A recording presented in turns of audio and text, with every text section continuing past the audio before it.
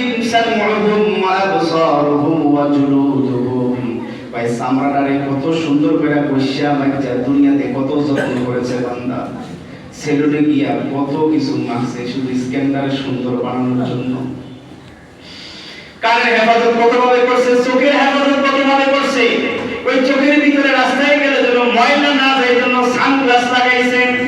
আল্লাহ বলে বান্দারে তুই কি ভাবছস তোরে কান দিছি হিন্দি গান শোনার জন্য, চোখ দিছি সুন্দর সুন্দর নারী দেখার জন্য, চামড়া তোরে দিছি সুন্দর বানানোর জন্য? না না ভাই, এগুলো প্রত্যেকটা হলো আমি আল্লাহর আদালতের এক একটা গুনাহের সাক্ষী। আল্লাহু আকবার। ওয়া তাশহাদু আরজুলুহুম ওয়া তুকাল্লিমুনা আইদিহিম। আমি হাতের সাক্ষ্য নিব, আমি পায়ের সাক্ষী নিব, তোর কানগুলো আমি আল্লাহর আদালতে দাঁড়ায়া দাঁড়ায়া তোর বিরুদ্ধে তোর কান সাক্ষ্য দিবে, তোর চক্ষুগুলো সাক্ষী দিবে, তোর চামড়া আমি আল্লাহর সাথে কথা বলবে। এই সুন্দর চামড়া দিয়া দুনিয়াতে কি পরিমাণ অহংকার প্রদর্শন করছি। আল্লাহর আদালতে সাক্ষী দাঁড়ায় যাবে 8 জন। এই যে জমিনের ভিতরে দাঁড়াইয়া তুমি আল্লাহর নাফরমানি করলে বান্দা, এই জমিন তোমার বিপক্ষে আল্লাহর আদালতে দাঁড়াবে। সূরাতুল জিলজালের ভিতরে আল্লাহ ডাক দিয়ে বলেন, ইয়াউমা ইদিন তুহাদ্দিসু আখবারাহা বিআন্না রাব্বাকা আওহা লাহা। জমিনের জবান আল্লাহ বলেন, তুমি কোথায় দাঁড়াইয়া, কার জমিনের উপরে দাঁড়াইয়া তুমি আল্লাহর নাফরমানি করো, ওই জমিন তোমার বিরুদ্ধে আল্লাহর আদালতে দাঁড়ায় যাবে, বলবে আল্লাহ আমার পিঠের উপরে দাঁড়াইয়া তোমার নিয়ামত ভক্ষণ করে আল্লাহ তোমার সাথে তোমার গোলাম নাফরমানি করছে। বলে ধরো। জমিন সাক্ষ্য দিবে, পা সাক্ষ্য দিবে, হাত সাক্ষ্য দিবে, কান সাক্ষ্য দিবে, চোখ সাক্ষ্য দিবে, স্কিন চামড়াগুলো আমার বিপক্ষে সাক্ষী দিবে। 7 নম্বরে কিরামান কাতিবিন, আল্লাহ 2 জন ফেরেশতা রাখছেন 2 কাদের ভিতরে। 2 জন ফেরেশতা তো এই আমলনামাটা লেখছে, 2 পারে 2 জন ফেরেশতা লেখছে। একটা লেখছে ভালো কাজ, আরেকটা লেখছে মন্দ কাজ।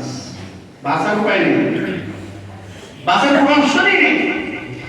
একটার ভিতরে ভালো কাজ লেখা ডান কাদেরটাই লেখছে, আরেকটার ভিতরে খারাপ কাজগুলো লেখা বাম কাদের ফেরেশতাই লেখছে। কোরআনুল কারীম ডাক দিয়ে বলে, ওয়া ইন্না আলাইকুম লাহাফিজিনা কিরামান কাতিবিন ইয়ালামুনা মা তাফআলুন। তাফআলুন তুমি যা করছো সব কিছু ফেরেশতারা লিখে রাখছে। যেটা মূল সাক্ষী, যেটার ব্যাপারে বলতেছিলাম, 8 নম্বরের সাক্ষী হলো আমলনামা। এই 7 নম্বর সাক্ষী নেওয়ার পরে এবার আল্লাহ আমলনামাটা হাতে ধরাই দিবেন। আমলনামাটা আমার দিবেন 2 সিস্টেমে। যদি লোকটা ভালো হয়, পরহেজগার হয়, মুত্তাকি হয়, ঈমানের দাবিতে যদি সত্যবাদী হয়, তাহলে আমলনামাটা সহজে ডান হাতে পেয়ে যাবে।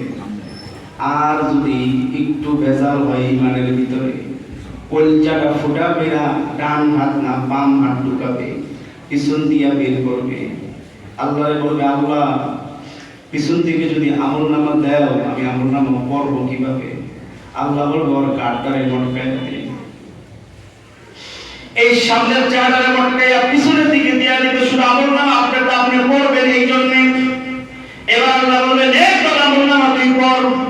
8 জন সাক্ষী আমলনামা হাতে যখন প্রমাণ হবে লোকটা আল্লাহর গোলাম হওয়ার পরে আল্লাহর সাথে মালিকের সাথে নাফরমানি করেছে, কোরআন ডাক দিয়ে বলে, আল্লাহ জাহান্নামের ফেরেশতাদেরকে ডাক দিয়ে বলবে, সাবউনা দিরান ফাসলুকুম।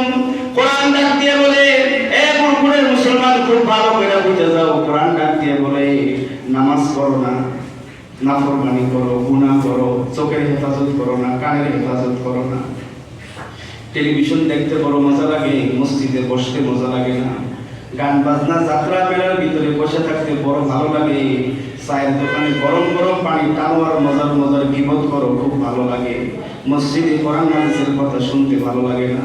কোরআন ডাক দিয়ে বলবে, খুজুহু ফাকুল্লু, ওরে ধর, ওরে ধর, ওরে বেরি পড়া, ওরে হ্যান্ডকাপ পড়া, আর ওরে লাইকাইয়া জাহান্নামের ভিতরে ফালা ফাসল্লুহু, ওরে জাহান্নামের ভিতরে ফালা। আল্লাহ রাব্বুল আলামিন এই বলে যে কথাটা বলছেন বড় ভয়ঙ্কর। আল্লাহ কোরআন ডাক দিয়ে বলে, পরে একটা 70 গজ শিকল দিয়া ওরে পেঁচা। তাফসীর কিতাবের ভিতরে আব্দুল্লাহ ইবনে আব্বাস রাদিয়াল্লাহু তাআলা আনহু লেখেন, মানুষটা হইল ছোট, শিকলটা হইল বড়, এটার পেঁচাইয়া পেঁচাইয়া বাঁধতে হবে। পেঁচাইব কিভাবে, তো ফুটা মোটা নাই। হাদিসের ব্যাখ্যা করতে গিয়ে আল্লাহর নবীর প্রিয় সাহাবী রাইসুল মুফাসসিরিন আব্দুল্লাহ ইবনে আব্বাস রাদিয়াল্লাহু তাআলা আনহু কিতাবের ভিতরে লেখছেন, প্রায় মানুষের ওই শিকলটাকে পায়খানার রাস্তা দিয়া ঢুকাইয়া নাকের ফুটা দিয়া বের কইরা এরপর 70 গজ ওই শিকলটারে মানুষের ভিতরে পেঁচাবে, হাত গুলারে পেঁচাবে। এক একটা আংটা কত ভারী, তাফসীরের কিতাবের ভিতরে লেখছে ওই শিকলগুলো একটা আংটা, এই আংটা ওই এত ভার, ওই এটা যদি আসমান থেকে দিনের শুরুতে ছেড়ে দেয় 500 বছরের রাস্তা, ওই সকালে যদি ছাড়ে রাত হওয়ার আগে, ওই একটা আংটা বেশি ভারী হওয়ার কারণে সন্ধ্যার আগেই 500 বছরের রাস্তা অতিক্রম করে দুনিয়ার জমিনে পড়ে যাবে। আল্লাহু আকবার। যেটার ভিতরে তালাটা মারবে মাথা, ওই মাথাটা তো আরো ভারী, ওইটাকে যদি ছেড়ে দেওয়া হয় ওই আরো 3 গুণ সময়ের আগে জমিনে পড়ে যাবে। এত ভারী মোটা একটা শিকল মানুষের ওই নাফরমানের মুজরিমুন অপরাধীর পায়খানার রাস্তা দিয়া ঢুকাইয়া নাকের ফুটা দিয়া বের কইরা পেঁচায়া পেঁচায়া বান্দায় যাতে জাহান্নামের আগুন থেকে পলাইতে না পারে। আল্লাহ তাআলা ফেরেশতাদেরকে বলবেন, ধর ওরে বেরি পরা শিকল দিয়া ওরে বাইনা ওরে জাহান্নামের মধ্যে ফালাইয়া দে। শুধু একটা গুনার কারণে, একটা গুনাহ আমার প্রিয় ভাইরা, একটা গুনাহ যদি এই শাস্তি হয়, আর যেই নাফরমান, যেই গোলাম 60 বছর শুধু আল্লাহর নাফরমানি করেছে, আল্লাহর কোরআনের বিরোধিতা করেছে, শরীয়ত বিরোধী কর্মকাণ্ড করেছে, বিভিন্ন সংস্কৃতির নামে ইহুদি বেঈমানদের বিজাতীয় সংস্কৃতিতে নিজের ঈমানকে বিক্রি করছে, ওই নাফরমানের অবস্থা কি হবে? ওই নাফরমানের অবস্থা কি হবে? এজন্য কোরআনে কারীমের ভিতরে আল্লাহ ডাক দিয়ে বলেন, ওয়াদিআল কিতাবু ফাতারাল মুজরিমিন মুশফিকিনা মিম্মা ফীহি ওয়া ইয়াকুলুনা ইয়া ওয়াইলাতানা মা লিহাযাল কিতাব লা ইউগাদিরু সগীরাতাও ওয়ালা কাবীরাতান ইল্লা আহসাহা।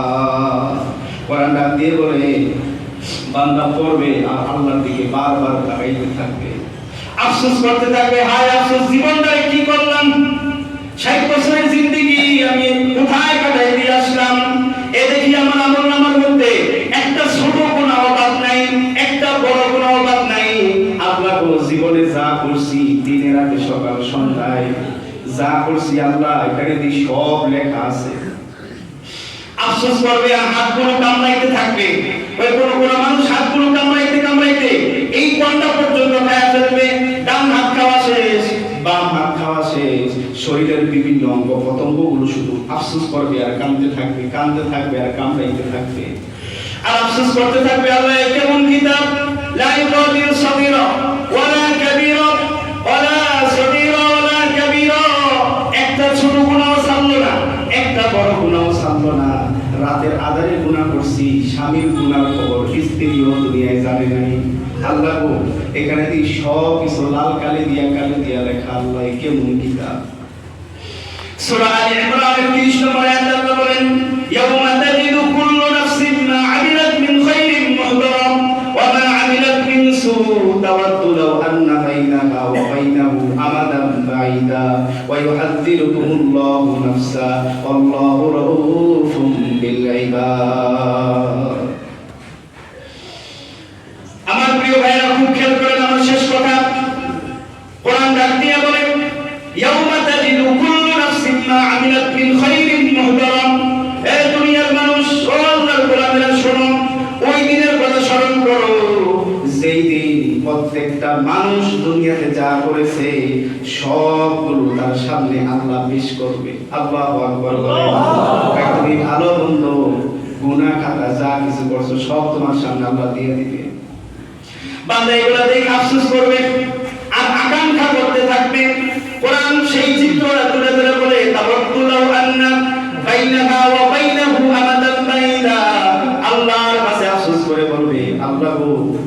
যদি আজকের দিনের এই অবস্থায় আমাকে সম্মুখীন হইতে হবে, তাহলে তুমি কেন আমার দুনিয়ায় পাঠাইছো?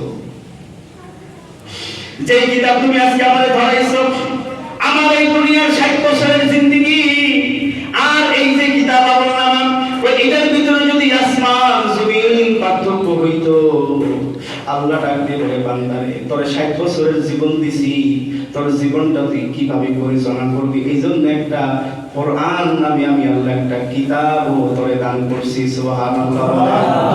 ওই কোরআন পড়ে তুই কোন আল্লাহ বলে ওই হাযিরুকুমুল্লাহু নাফসা, আমি আল্লাহ প্রত্যেকটা বান্দা এবং বান্দীকে আমি আল্লাহ সতর্ক করেছি।